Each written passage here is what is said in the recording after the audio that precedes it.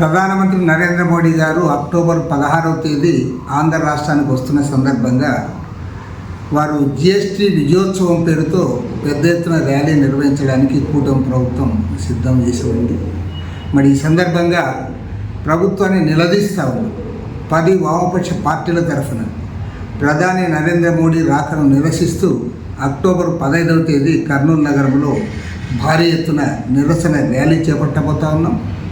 జిఎస్టీని అమలు చేయడం వల్ల రాష్ట్రానికి 8,000 కోట్ల రూపాయల నష్టం సంభవించిందని చెప్పి ముఖ్యమంత్రి చంద్రబాబు నాయుడు గారు పదే గతంలో ప్రస్తావించారు. ఇవాళ అదే ముఖ్యమంత్రి విజయోత్సవం పేరుతో ప్రధానిని ఆహ్వానించి పెద్ద ఎత్తున సభలు ఏర్పాటు చేస్తూ ఉన్నారు.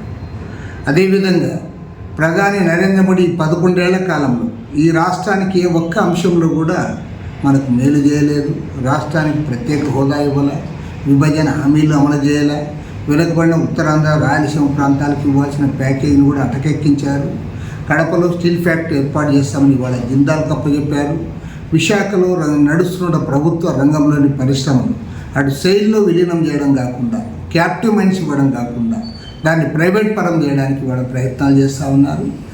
రాష్ట్రానికి చేసింది ఏమీ లేకపోగా వారు వచ్చి ఇక్కడ విజయోత్సవాలు జరుపుకుంటా ఉన్నా అంటే ఇంతకంటే సిగ్గుచేయని విషయం మరొకటి లేదు.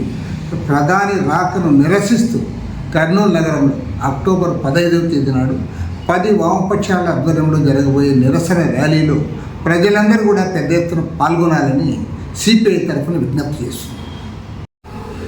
ప్రధానమంత్రి నరేంద్ర మోడీ గారు అక్టోబర్ 16వ తేదీ ఆంధ్ర రాష్ట్రానికి వస్తున్న సందర్భంగా వారు జిఎస్టీ విజయోత్సవం పేరుతో పెద్ద ఎత్తున ర్యాలీ నిర్వహించడానికి కూటమి ప్రభుత్వం సిద్ధం చేసి ఉంది. మరి ఈ సందర్భంగా ప్రభుత్వాన్ని నిలదీస్తూ ఉంది. 10 వామపక్ష పార్టీల తరఫున ప్రధాని నరేంద్ర మోడీ రాకను నిరసిస్తూ అక్టోబర్ 15వ తేదీ కర్నూలు నగరంలో భారీ ఎత్తున నిరసన ర్యాలీ చేపట్టబోతా ఉన్నాం. జిఎస్టీని అమలు చేయడం వల్ల రాష్ట్రానికి 8,000 కోట్ల రూపాయల నష్టం సంభవించిందని చెప్పి ముఖ్యమంత్రి చంద్రబాబు నాయుడు గారు పదే గతంలో ప్రస్తావించారు. ఇవాళ అదే ముఖ్యమంత్రి విజయోత్సవం పేరుతో ప్రధానిని ఆహ్వానించి పెద్ద ఎత్తున సభలు ఏర్పాటు చేస్తూ ఉన్నారు. అదేవిధంగా ప్రధాని నరేంద్ర మోడీ 11 ఏళ్ల కాలంలో ఈ రాష్ట్రానికి ఏ ఒక్క అంశంలో కూడా మనకు మేలు చేయలేదు. రాష్ట్రానికి ప్రత్యేక హోదా ఇవ్వలే, విభజన హామీలు అమలు చేయలే, వెనుకబడిన ఉత్తరాంధ్ర రాయలసీమ ప్రాంతాలకు ఇవ్వాల్సిన ప్యాకేజీని కూడా అటకెక్కించారు. కడపలో స్టీల్ ఫ్యాక్టరీ ఏర్పాటు చేస్తామని ఇవాళ జిందాల్ కప్పచెప్పారు.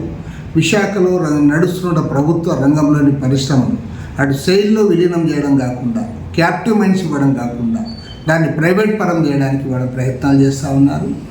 రాష్ట్రానికి చేసింది ఏమీ లేకపోగా వారు వచ్చి ఇక్కడ విజయోత్సవాలు జరుపుకుంటా ఉన్నా అంటే ఇంతకంటే సిగ్గుచేయని విషయం మరొకటి లేదు.